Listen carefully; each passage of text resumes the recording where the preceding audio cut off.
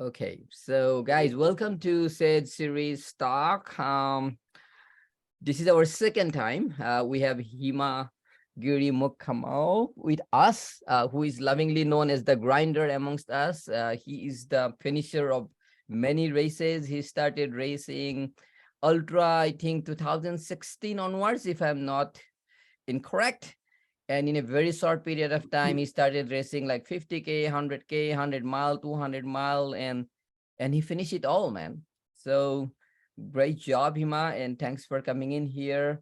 We want to hear your stories of CCC and the many UTMB races other than CCC. And in addition to that, Moab, he finished. And also you did South Mountain Ultras and other 100-milers.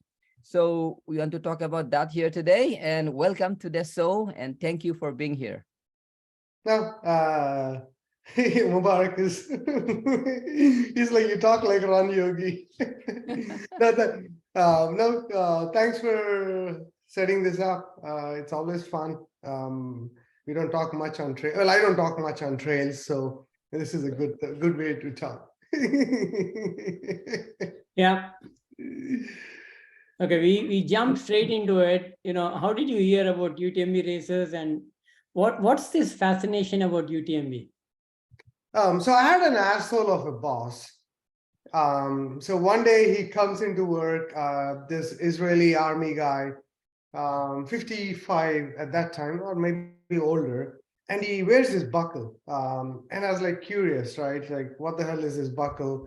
How do I get it? And so he started boasting about finishing 100-milers, and so that's how I got. Until that point, I was only doing marathons, so I saw that buckle. So, and he's a great guy, and so that's when I first heard about UTMB, and so I started looking at these long races. So it started. He didn't run UTMB, but he told me about these long races, and so for me, anything that's hard is motivating. And so it fits into my philosophy. And so I looked at what are the toughest races, and it's not really the toughest race, if I have to say. The Chamonix one is not even the toughest. The others are tougher. But so that's how I read up. The first thing I do is, okay, what are the tough ultras? And then this came up. And so that's how I first heard about UTMB. But I luckily ended up, my office was in Europe, and so I luckily ended up being in Geneva a lot of times, and so that's how I got into UTMB. But I knew that, you have to go through this 50K, 50-mile, all this journey. We'll talk about it, but I made a plan then. That was my first time, and that's how I got hooked onto it. I mean, today there's a lot of videos, but this was 4-5 years back, right? There weren't a lot, but you end up reading a lot than seeing a lot. Right.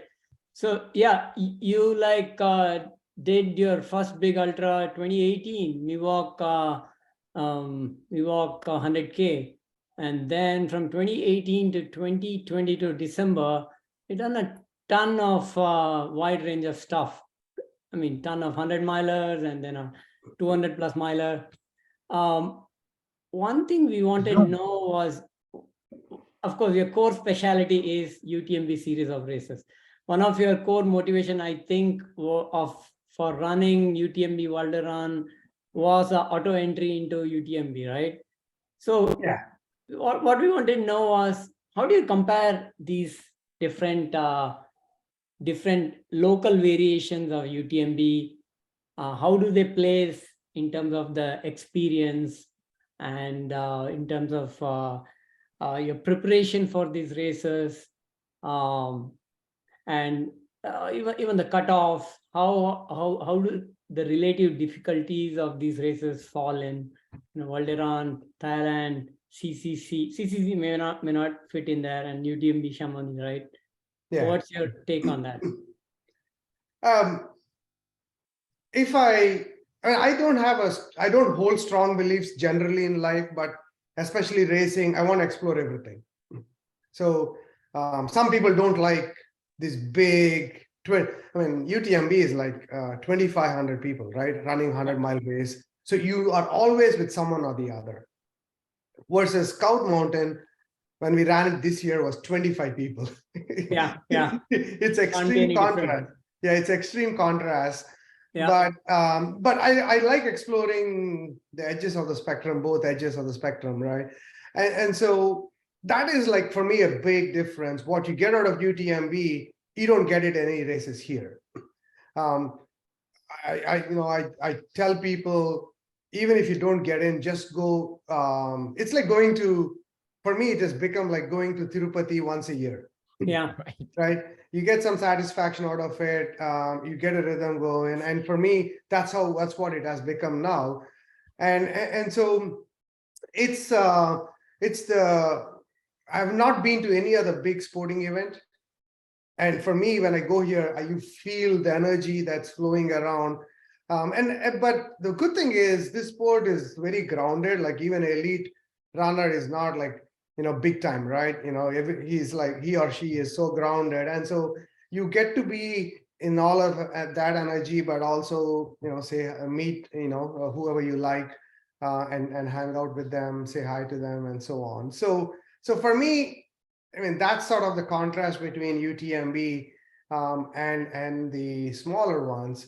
But for me, why UTMB, right? To go back to your question. Yeah. When I started doing marathons, the way I look at stuff is, and I would tell you this, anyone, like anyone who works in my team or someone, I tell this, look at the toughest goal you can get to.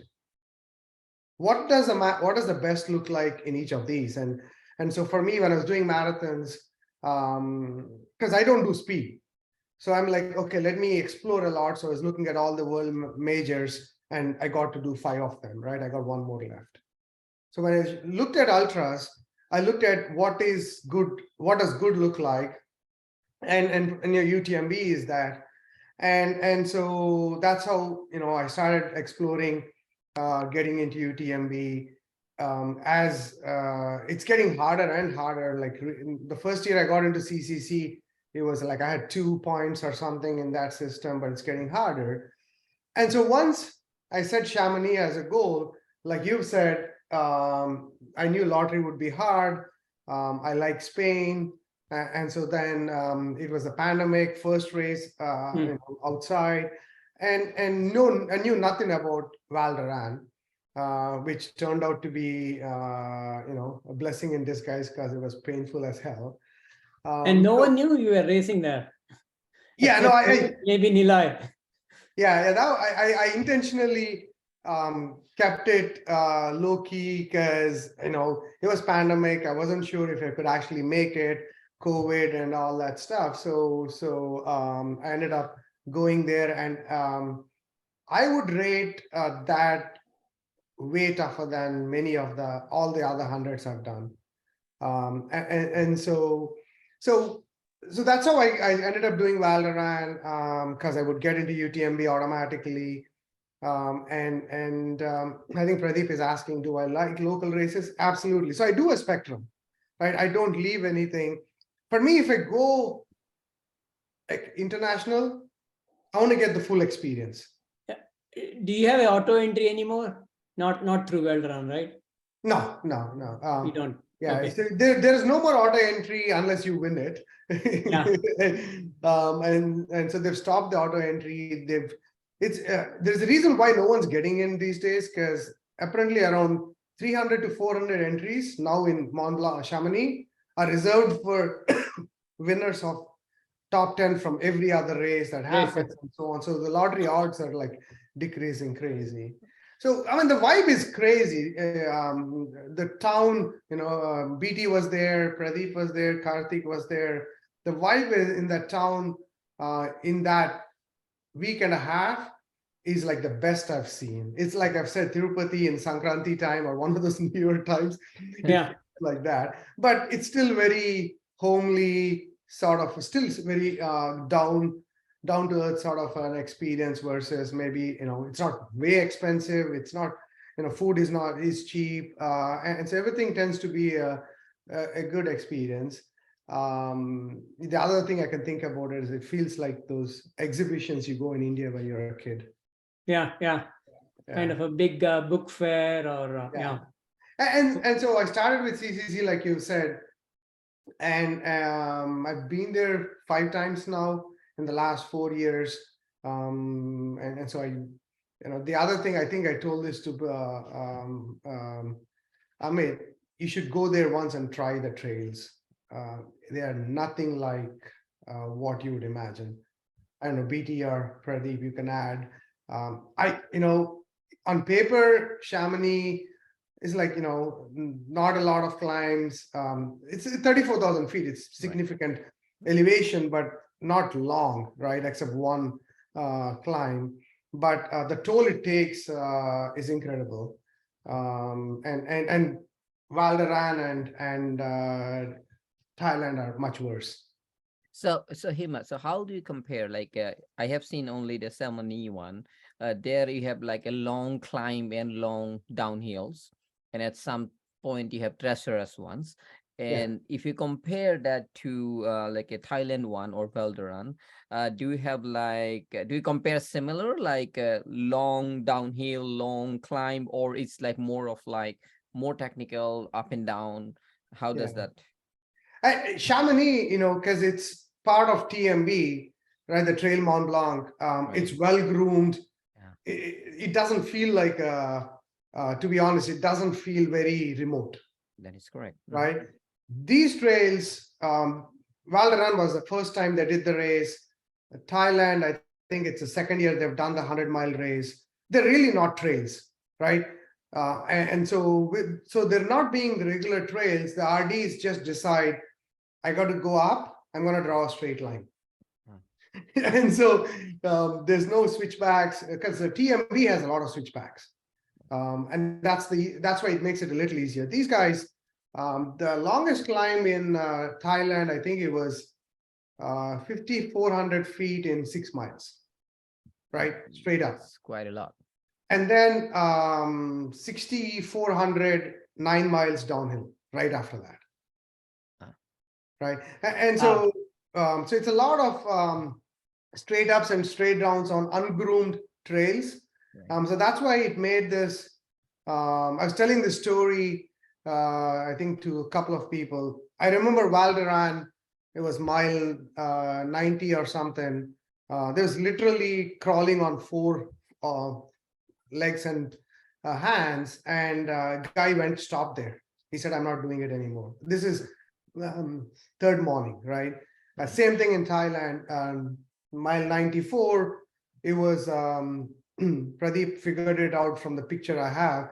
It's a 40-50% incline, nothing behind you, straight fall. And the guy, one guy went back. So you don't hit those kinds of things in Chamonix. And so these races, I would say, 2.5 hours larger cutoff. A longer cutoff in Chamonix in the other two, and the finish rate, Chamonix is higher. These two are like 45% DNFs. Also, more people go there, right? I mean, people prepare for Chamonix, like a mecca of ultra running, right? Chamonix, like everybody wants to go there and perform there. And how do you compare for the safety check? Like, I know that in Europe, they have gone down all the ferocious animals so that they can keep their cows safe, right? But these other parts, right? I mean, they still probably have animals, snakes and whatnot, right? Yeah. That was one of my fears. Like Thailand is known to have snakes. So I only found 2 on the trail. And Chamonix is like pretty safe. No, I mean, very safe, right? Spain is also safe. Thailand is the only one which I would put as a little bit risk. But what's life without risk, right? Yeah. How does the aid station compare among all 3? I hated Chamonix. So Spain you would was. say you need to carry your own stuff the whole way, or have it in your drop bag. Yeah, and then the other bad thing about Chamonix is there's only one drop bag. Right, 100 miles, one drop back, it's not that much And you end up carrying, especially like me, if you carry, I think I was doing tailwind and goo at that point, Yeah. 20 bags of tailwind, and then almost 25, 30 gels. And Chamonix, given the diversity in the weather, you really have to be stringent with, BT knows this, it got so cold up there. And so you have to be stringent about it. Same with Spain. I had all my layers on at some point. Thailand was a little bit easier in the sense you didn't need your puffy, so load was lighter. Right. And then they had 3 aid stations, actually 2, right, 50K and 100K. So it was split up enough that you didn't carry a lot of stuff. Food was way better. I mean, they had sticky rice and chicken, sticky rice and vegetables. So Yeah. food was so much better here. You have to be, that's the whole point we run ultras, right? We have to be ready for shit that happens. And Spain, the year I ran it, because it was the first year, they ran out of food, they ran out of water, people drank the water and got sick. So there was a lot of these things that you have to be ready for. So like, if I have to compare the three, Thailand is probably food-wise the best. Race hardest is a tie between Thailand and Spain. The best experience is hands down Chamonix. Yeah. Yeah. So for the new guys like who want to do UTMB, right? You recommend to go to Chamonix first, right? Yeah.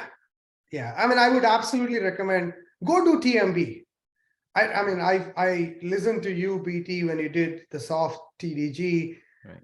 I had the experience of, and what I would also say is do CCC first. Makes sense. I mean, Amit is doing the right thing by experiencing it, knowing the tough part of the course. Well, the first part is also tough, but you know what the trails feel like. They're not joking. They always used to say Jim Walmsley cannot win because he doesn't know the Europe trails, right? It's so true. The trails are different. Mhm. And so what I would recommend is, it's I actually mean, suddenly with Jim Walmsley's name, we're going to get a lot of hits on YouTube. We'll just mark this. Yeah. Hima said this. We Yeah. can live in France and train like him, but I was lucky to spend 4 days.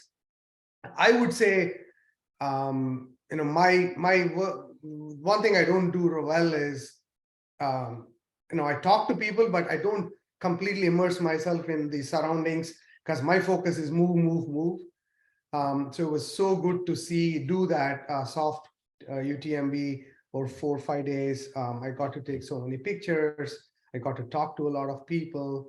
So it was so start TMB, do CCC. Don't do anything lower than that. It's not your money's worth.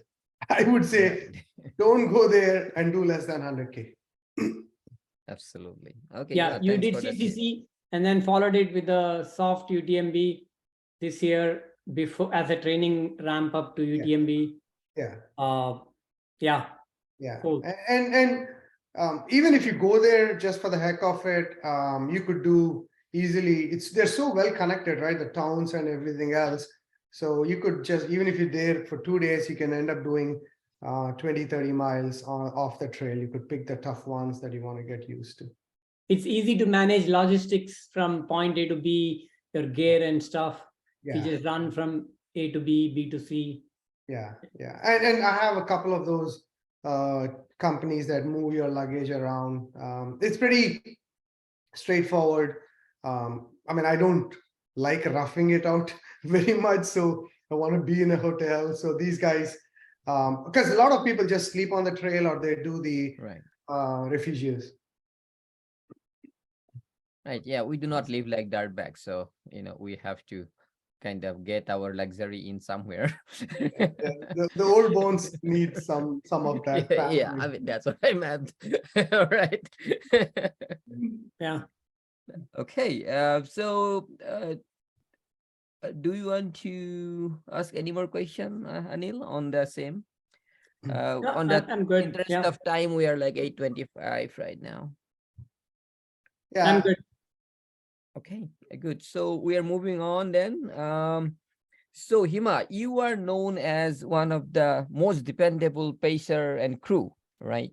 And we know you as a taskmaster, right? So you probably implement that thing into the races, like when you are crewing or pacing. So how does all this thing work? How do you do that? How do you, for example, motivated Kiran whenever you guys were doing that Everesting thing? You are stopping right there, and you just pushed him through the night and got things done. And that's just an example. That's not the only example, and there are more to it. We all know. So how do you do this thing? I think I failed in my first pacing journey. So I learned a lot of lessons from there. Joking aside, I know I'm not a storyteller, right? For me, that's not how I lead my teams at work. I I like being with the folk, whoever is doing it, and sort of working along with them, right? In work, we call it servant leadership. I mean, that's what do go through the same tough shit that whoever you're facing is going through. I mean, I'm there to serve. Whatever they need, I'll do it. And so, for me, I think anyone who I've paced will tell. I only speak first 10 minutes. I only have one story to tell. And then after that, it's either pushing you or pulling you, right? That's all and excuse me. One of the things I believe, you have to be a good judge of people and how they are in a particular time, at a particular time. And I feel maybe from how I manage things, maybe from how I manage things at work, I know how the person is feeling, and I know whether I need to push, I need to pull. What do I need to do, right? That's the tweak I do, and I do that, by setting the pace or by talking about goal. But other than that, I cannot tell like what Niloy would tell, right? He'll take a 1 minute thing and make 100 minutes out of it. I cannot do that. So my 1 minute thing, it'll be 1 minute thing, but I'll do it by actions. And excuse me. And so it's a lot of what I learn at work. It's one of those things, I learn a lot from here and apply to my work, but it's the same thing. It's funny, or maybe not funny to my team. I come off, if you're first time you're meeting me at work, I'm known as a taskmaster, even at work.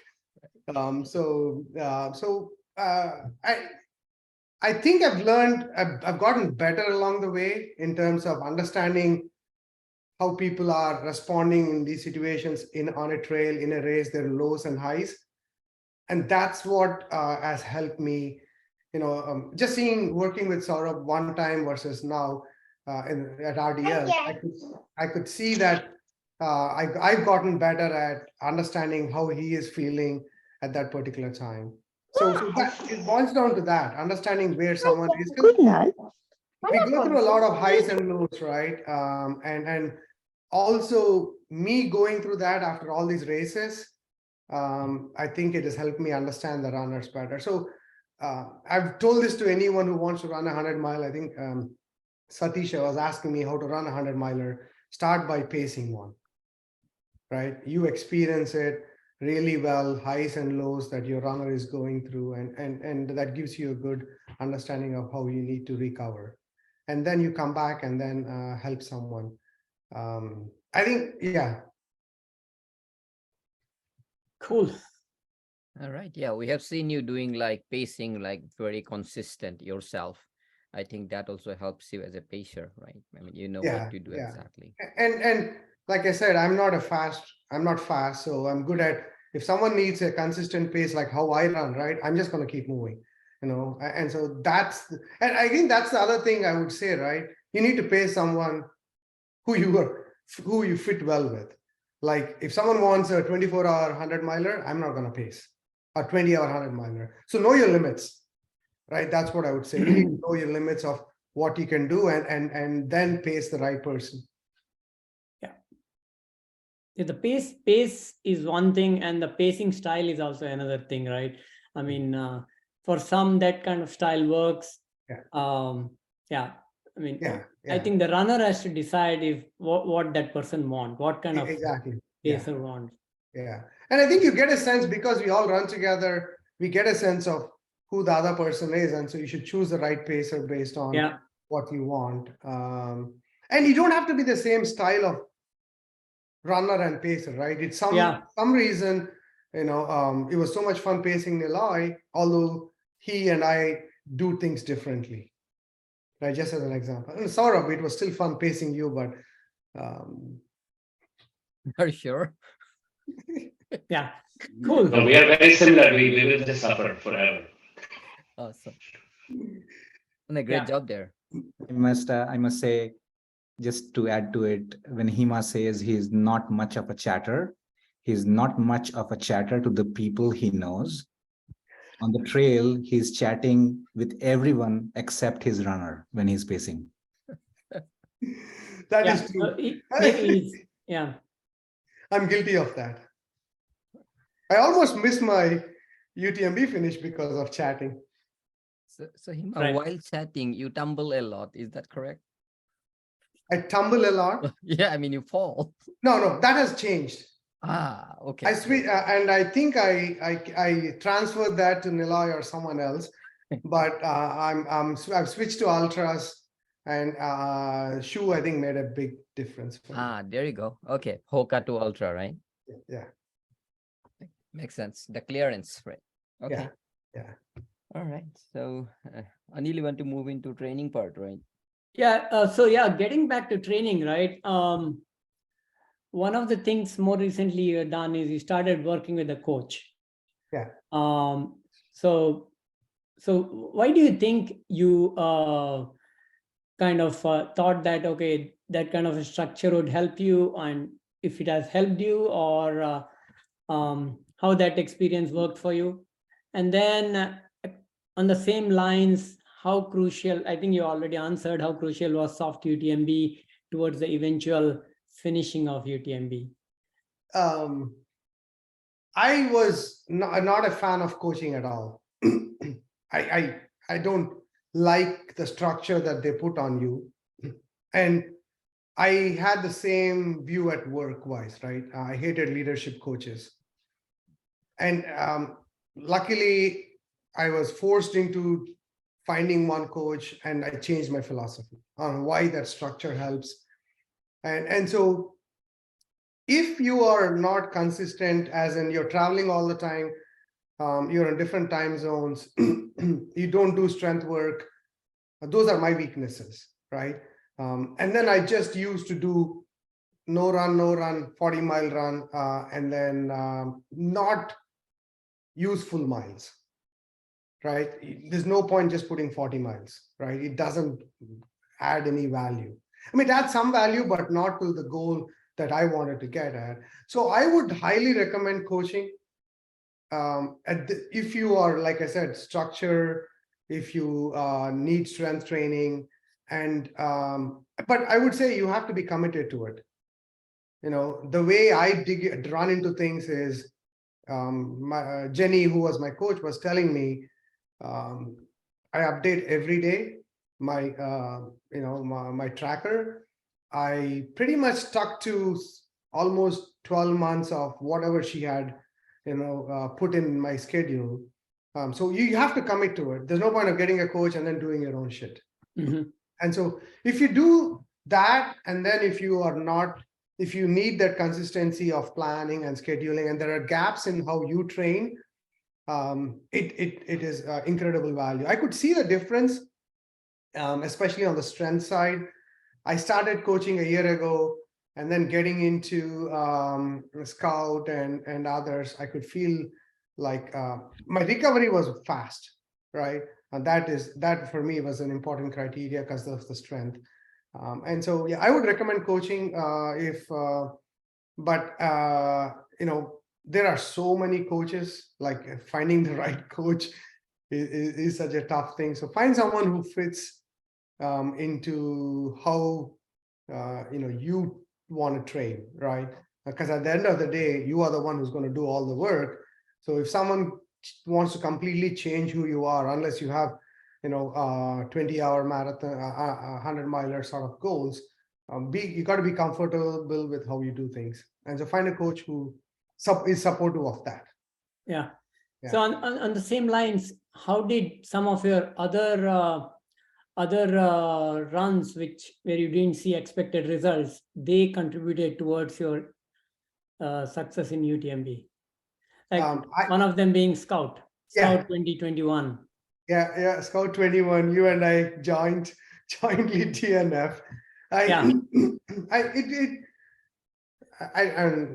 Rather, lessons learned from Scout 2021 or any such races, right? Yeah, so I DNF'd Hurt and Scout, and for both of those, I was ill. One of them I was ill prepared with because I had blisters on both these places. So for me, I know I do say you got to fail once in a while, but I don't go in to fail. Right. You have to have a high bar. You got to hit the tough goals, and you have done the work to do that. So part of it is how do you plan for it, and that's why that one thing I've learned is Scout. It was my first time there. I didn't understand the course. You remember, right? We were there under cutoff, and then for some reason we lost the plot, right? Yeah. It was manageable, but we just lost the plot because we didn't pay attention to the next cutoff. And so being prepared, I never printed time cutoffs. I never printed time goals. So these days, every race, I have a sheet printed out on my phone, and I'm constantly looking at it where I am from a cutoff standpoint. Especially for someone like me who's always getting close to the cutoffs, lesson learned, it's important. Because you cannot depend on the trail at the aid station. You have to do it yourself to be ready for where it is. And that's probably the biggest lesson I've learned is, being prepared, understanding cutoffs and understanding, part of the course, right? Do some work. And Hurt, I did I probably would have gone a couple of days earlier and did, especially it was 5 loops, right? If I had done the loop earlier, I would have understood how hard it was, how wet it was going to be, and I would have prepared with socks changes more often and so on, right? So those would be the 2 things I would say: better time sort of planning, and then understanding the course. And then you went back last year and got it done at Scout. Yeah. Thanks to Niloy, who thought I was going to die on the trail up there. Got it done. He pulled me. Cool. All right. So talking of training, so at what point you know that your training is complete and you are ready to go for the adventure? I mean, there is no magic silver bullet for this, right? As in, it's a combination of mental and physical. Some people will jump from marathon to 100-miler, right? There's some people who do that, but I look at most of us, and so put in the effort to understand what does night look like for you, right? That is a big criteria. How does calorie intake look like you? And you don't do any of these without doing actually the race, right? A shorter race where you're trying the fueling strategy, a 100K where you're going through 1 sleepless night, right? Doing a sleepless night over a training run it gives you some guidance, but it's not the same. So what I would say is don't just jump right to that. Have a tough goal, right? For me, UTMBs or any of these were tough goals, but I had to take the step approach. I strongly believe in the step approach. Toughen yourself mentally, physically, and know your limits, right? For me, that, I don't believe in, not knowing your limits, because if you know your limits, you have a very manageable plan to get there. You're going to get there, right? And so those are what I would say, how I would think about it. Yeah. I mean, knowing the limits, it's kind of a little difficult, right? Suppose if your longest run is 50-miler and you want to jump into a 100-miler, how do you figure out what your limit is? Yeah, so the way I looked at it was, I have an internal goal, right, for anything. So for UTMB, I wanted to, like, soft UTMB was one where I wanted to see how I would be able to move on that terrain in a particular amount of time. But for a regular other 100 milers, right, you have these benchmarks that you have. How do you feel after North Peak 3 times? How do you feel Mission Peak after 4 times, 5 times? So both mentally and physically, are you tired? Are you still enjoying it? Because that's the biggest thing, right? Right. I was telling Amit this. I was so happy to see him smiling all the time. If you stop enjoying it, then you know it's going to go down, right? It's going to get worse and worse, especially at the tail end. So so for me, the mental part, right? When you are doing a 50 miler, how do you come out of that? Are you feeling excited, happy, still manageable in terms of body and so on? That's one part. And then the physical part, like, and that, you know, are you able to go through a night and just continue on, right? That's how I measure it. And I think it's very personal how you think is ready. It's not the same as, you know, what it works for me and someone else. But you need to know that. You know, as a person, you need to know that your body is in a good shape, your mind is in a good shape at a previous distance. Yeah. Right. So, and that's why that stepping stone is important. Right. Absolutely. One of the unique aspects of UTMB is especially people coming from American 100-miler background, right? No pacers, right? And one of the things I see you do is you do a lot of solo runs as well. Yeah. So how has your solo runs helped you in doing a solo, solo UTMB as well, or solo other runs? Because sometimes in American 100-milers, we tend to get too dependent on our pacers and our team. And when we do remote races, all of a sudden it throws us off. It goes back to, why do you do this? How bad do you want this? For me, I go into a race, or I know why I want to do a race. Right? It's not magical. Oh, I have a big why or anything. I just, I've invested the time, I've invested the effort, I've invested mental and physical time, effort into this. And so I visualize my outcome. And so for me, that is the sort of the benchmark that I try to get to use in my mind when I get into the lows. This is a very personal journey. You have to get good at it, because even if you have a pacer, if you're not able to pull yourself out at those lows, the pacer can only do so much, right? So you have, as a person, has to really be strong about why are you doing it. And for me, that is what helps, right? I know I do this because I get this out of it, and I use that. Like you said, it was a good observation. I like to go out by myself.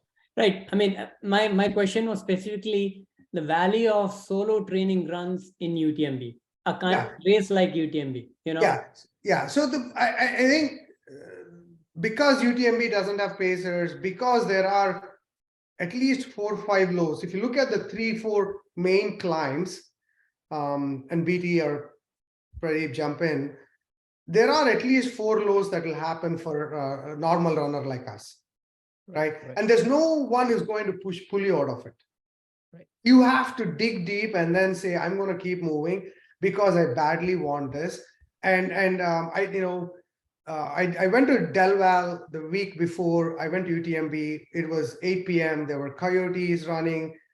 I knew that I had to. I was afraid a little bit, but I knew that would be a good sort of benchmark for me, saying, how much do I want it? Do I want it enough that I'm able to do this? And I mean, that attitude, if I took it there, and that will say, okay, this is a stupid low. It's okay. There's no, you can get out of it. So the solo training for me is so important, because you are able to pull yourself out of, of that lows by yourself. If you're in a team, it gets easy. It gets like you're talking to someone, and that person is telling a story. Especially if I go with these guys, they're always chatting, And so Distracts your mind. Yeah. yeah, it distracts your mind, and you don't get that, right? At mile 94, you have to do a 4,000 feet climb. There's no one saying, hey, I'm going to tell you what happened in Vegas. Right.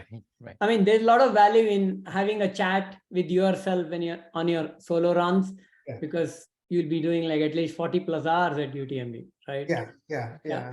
Right. So I would like to add that, it will be good to eliminate some of the variables, like, for example, say the race starts at 6 p.m., and you go right into the night. So you should not have any reservation about moving in the night. That's one thing. Absolutely. And Yeah. and another thing was accustom yourself to weather as much as possible. Don't care about the rain, don't care about the sun, because you have got both there. It will be hot, it will be cold, it will be raining. So do all these things, simulations to your body. Those 2 points, because Yeah. it's UTMB, anything can happen out there. How about time zone? Yeah. No, Yeah, it's very interesting. yeah. Go ahead, I mean, I Hima. think it depends. I mean, you go through 2 nights, right? 48, 46, 48, 45 hours. So I don't believe that plays a big part, because Okay. you got to get there 2 days, 3 days in advance. To beat his point, right? I think it's more about just going through those lows and being able to get out of it.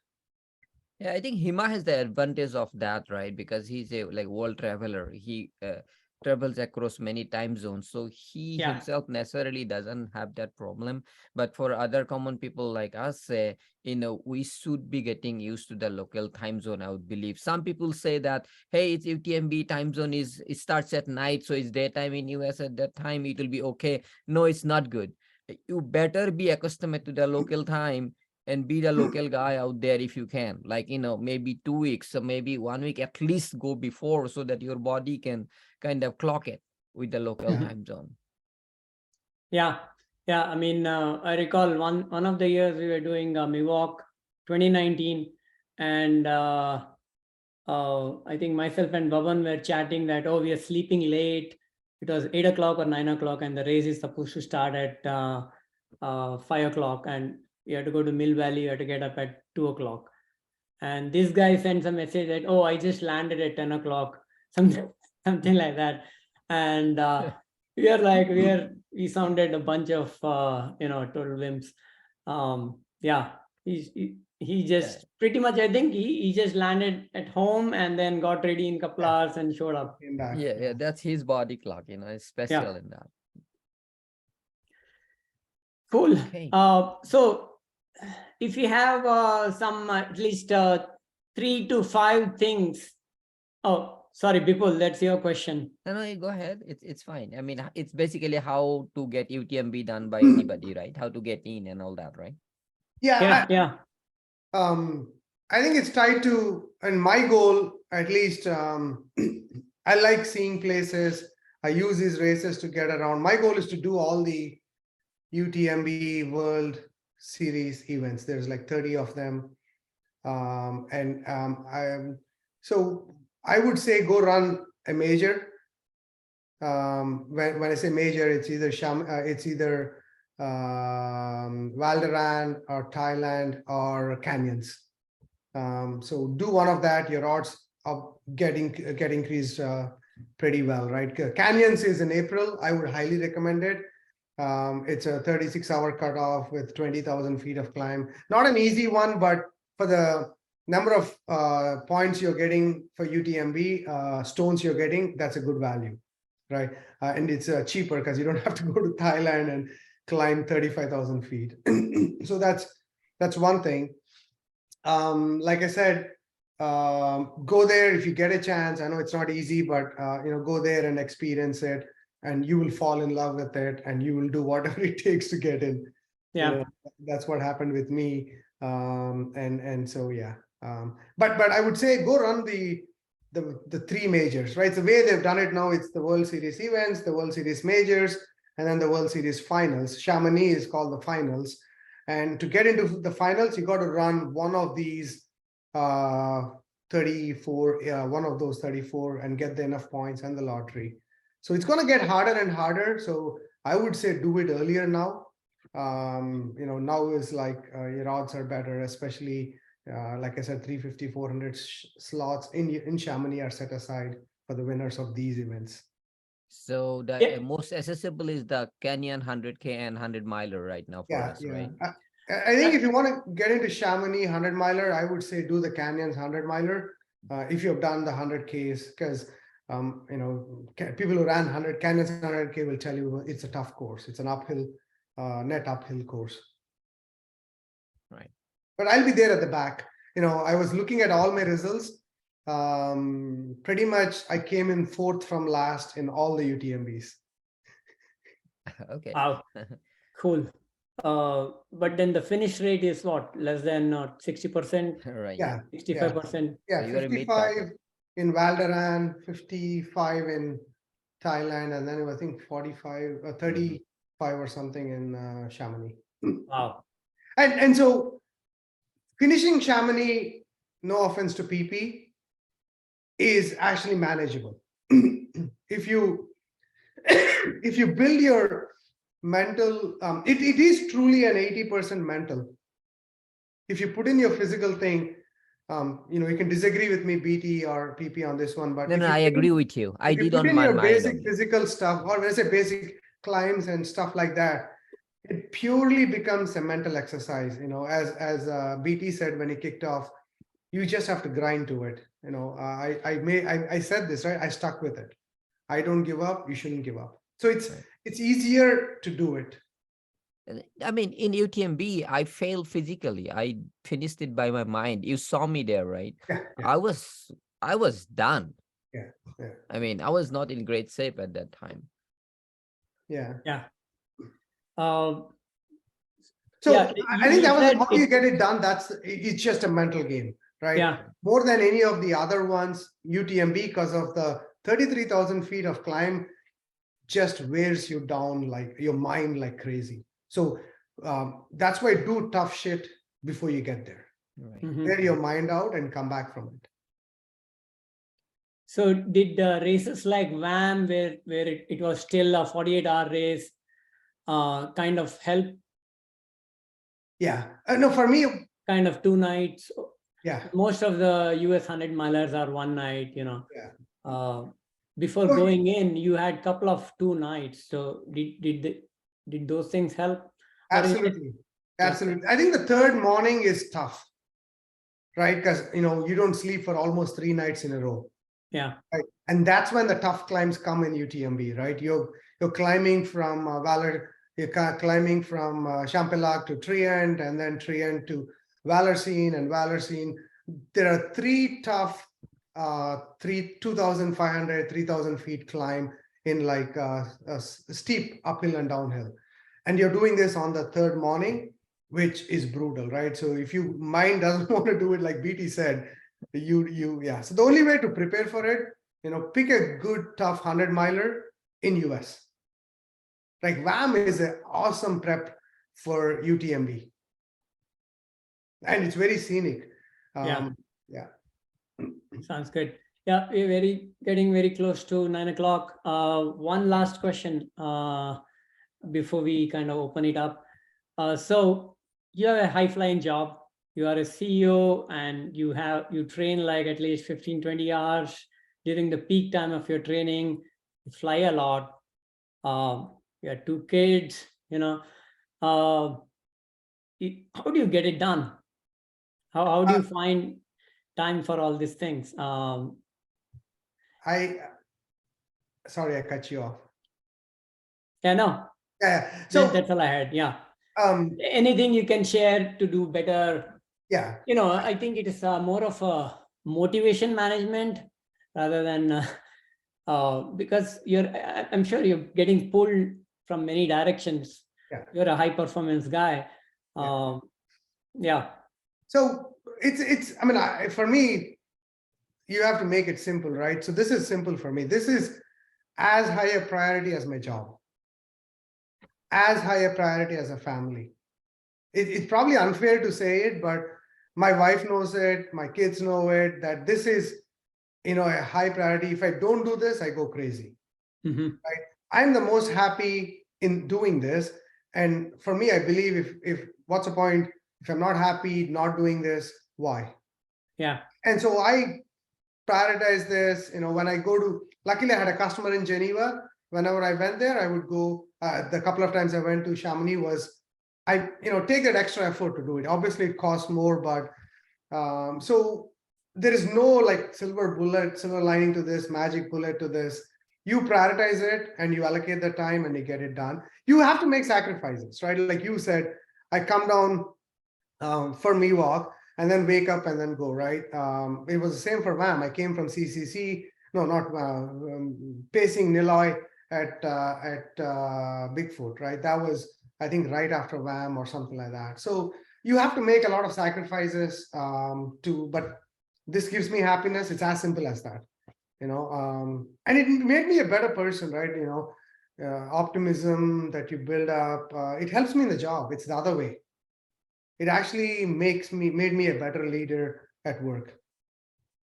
And it's actually a good conversation point. If you look at how people are sort of looked at when you do hiring and so on, you don't just go by what they do at work, right? You're looking at other things. And so for me, this is actually helped in getting to where I am from a career standpoint. Cool. Awesome, Hima. Thanks a lot. Hey, people, do you have anything? No, I think we can jump into the question answer. Yeah. Kaushik, do you want? Yeah, so he asked the question earlier. It's partly covered probably right here. Tell us a bit about the kind of mental space. So I have this approach to how I grind through things, right? I always visualize the finish. I'm a very goal-oriented person. I have nothing else in my mind. I don't listen to music. My mind is very, very, I've read this book, Running with the Mind of Meditation. I'm pretty much blank I'm present, but I'm not thinking about other things. I have a super focus on what does the finish look like, what happiness I'm going to get from it. That's all if you open my mind, there's nothing in during a race. When I chat with people, that I sort of get that, but majority of the time, night times, I am always visualizing the goal. So and again, it's the same thing at work, right? I'm a very, if I'm a goal-oriented person, I have that etched in my mind. And so, and when I set a goal, I know if I'm not unable to move, that's when you give up. But other than that, it's all in the mind that you're able to push yourself. And so I use that goal and that happiness that you get from the finish, right? How many times people might say, right, failures are good too, but I strongly believe the amount of happiness you get from getting to that finish, whatever, and the harder it is and the harder you've pushed, it's an exponential return from a happiness standpoint. So that's what it is. That's my mental strength. Meditation while I'm running, and then visualizing the goal. I literally have a picture of me running over the finish line in my mind. Yeah. That's awesome. Another question here. What's your why? What is the journey motivated by, and what is success along the way? So the journey got motivated because it's as simple as this. I was teaching volunteering at a middle school. A kid asked me, what are your passions? There are two reasons why I got started. The one reason is a kid asked me, what are your passions? I have nothing other than work. So I actually had to go back and see what else do I do, and that's one reason. The other reason was, I was living in China. All I was doing was drinking. I was like, I got to get into some physical activity. I learned about running half marathons, and that's how I started. So these two sort of got me into running. I'm a very incremental person, goal after goal after goal. So for me, success is like, I said 50K, I said 50 miler, 100K, 100 miler, tough 100 miler, different 100 miler. There is difference in how I look at success. If you looked at my history, I don't repeat races, right? I want to experience different things in life. There's a huge spectrum, and I'm 49-ish years old. So I'm running out of time to experience the diversity that's there. So for me, success along the way is experiencing the diversity of what life has to offer to us, and sort of taking that initiative. My why is very simple: to be happy. Right? People say this; it sounds very trivial, but I'm super happy with the training, with finishing a race, and the journey that I take to get through that race, and grinding through that race, and getting through that lows. My highs are not the happiest point. My lows are the happiest point. It sounds cynical, but because I push through the lows, it gives me immense happiness. That's my why. That's And it has super helped my career. I'm not joking. Niloy or people, Pradeep will say, when is your next LinkedIn article coming? But it has super helped my career as a leader to get to where I am. Yeah.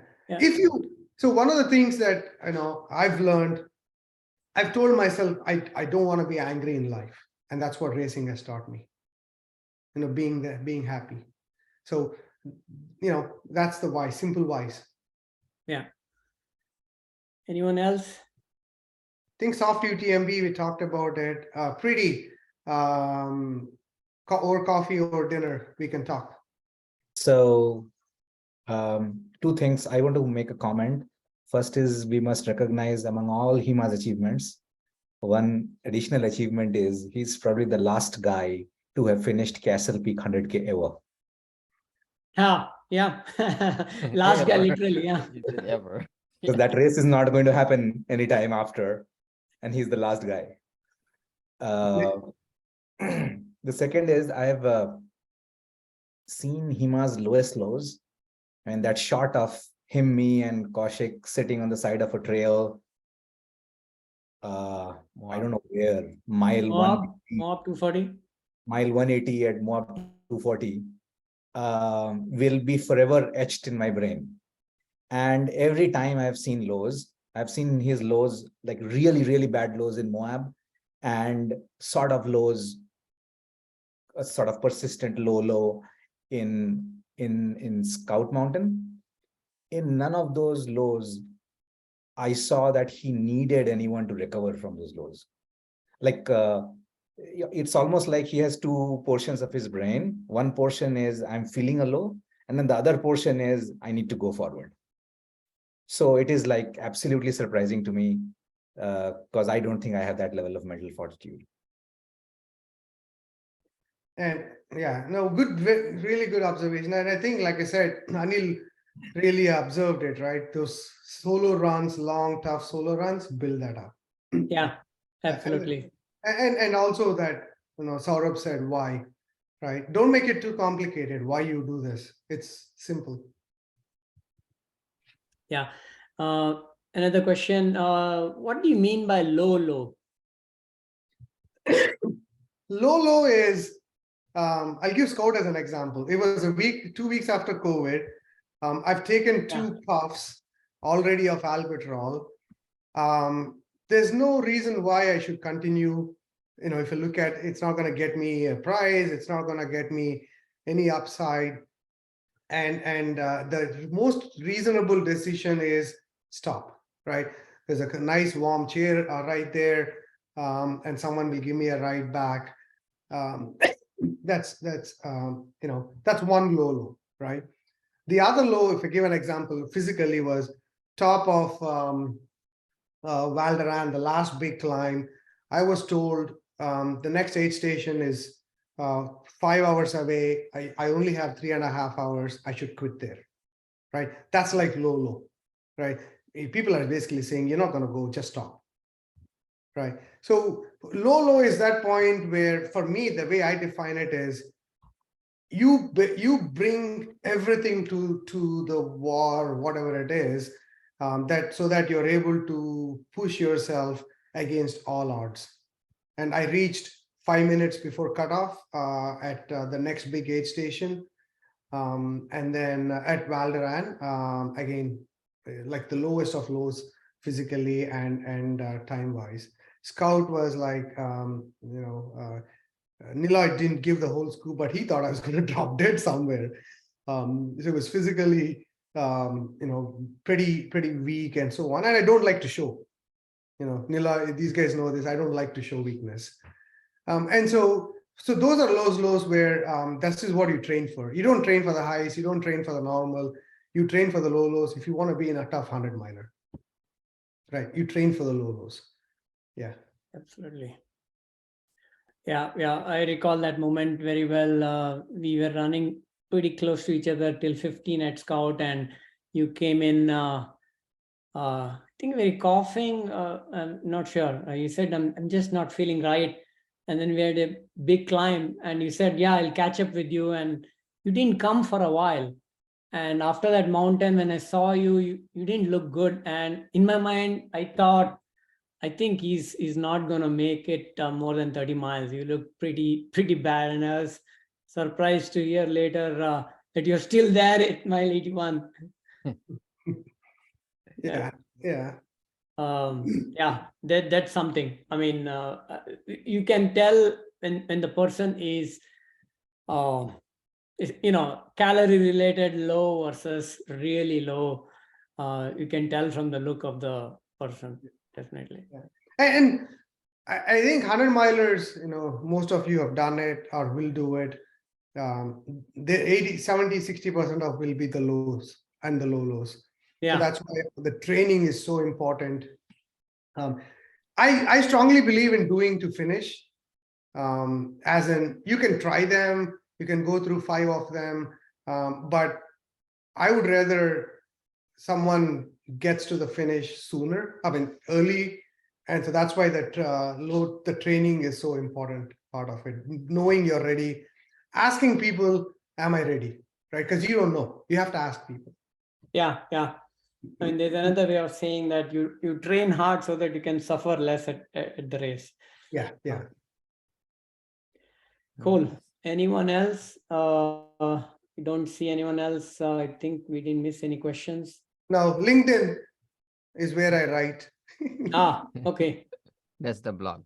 Yeah. Okay. So There's one coming up on UTMB races. It's almost ready to publish. What's your next UTMB or next big race for 2023? I've caught the climbing bug, so I'm going to Nepal. So with Sanjay, and Awesome. so that's one. I'm doing canyons, but before that, that's in the end of April. Mid-April, there is Istria, Croatia. So I might actually do that. And then 2 weeks later, I might do canyon. It's a UTMB Croatia? Yeah, UTMB Croatia. I haven't signed up yet, but I might do that. So I'm actually starting to be in between jobs. So I'm trying to see how many races I can do as possible. So those are the 2 ones I have in mind. 100-milers, maybe. I'm becoming like cheaping. I'll do 2 of them in 2 weeks. Yeah. More bang for the buck. Yeah. Absolutely. That's good. All the best, Hima, for those. Yeah. I think, one last question. I think, what made you come out of the almost die situation? It's still Scout, I think. Yeah, it's still Scout. I like I said, I mean, Nilay has a good sense of, he can like he knows me well by now, so he could sense it. But I don't like to quit. Right. I think we had this at Moab. Right. Quitting is not an option. I know until I have to stop. Mentally, it's doable. I just continued on. It was helpful that Nilay was there. He was waiting for me. But for me, it's like, why do I do this? I'm physically able to move. I can see what I'll get when I finish it. Yeah, it's a different mindset. I would like to say, he's sort of trivializing it. Like, so when you are down and out, completely out of nutrition, off with nutrition, and your physical health is weak, and you're climbing 4,000-foot mountain, it goes above 9,000 feet, the final climb of South Mountain, and he's wheezing, right? He's running out of breath. So at some point you have fear and you feel, I should not do it. It's not good for me, right? he doesn't have that doubt. And that's why I said like two parts of brain, right? One part is suffering and suffering enormously, but the other part is not connected, right? It's not telling him that I should self-preservation or self-protection. He's not asking for anybody's advice. He's not stopping for me. I'm going out of my way trying to help him, but he doesn't need the help. He's keeping on climbing.